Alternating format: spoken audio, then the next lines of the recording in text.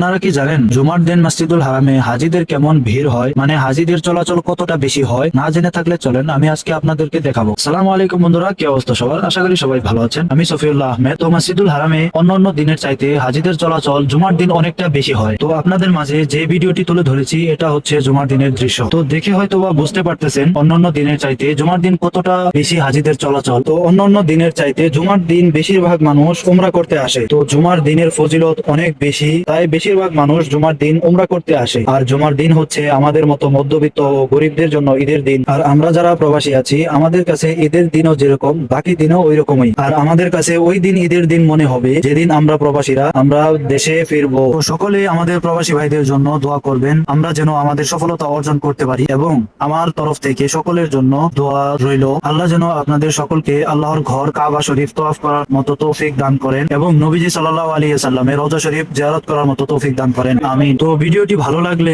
Like comment share করতে ভুলবেন না। এমন সুন্দর সুন্দর ভিডিও পেতে অবশ্যই আমার পেজটি ফলো করে রাখবেন। তো আজকের মতো এখানেই বিদায় নিচ্ছি, দেখা হবে অন্য আরেকটি ভিডিওতে। সকলে ভালো থাকবেন। আসসালামু আলাইকুম।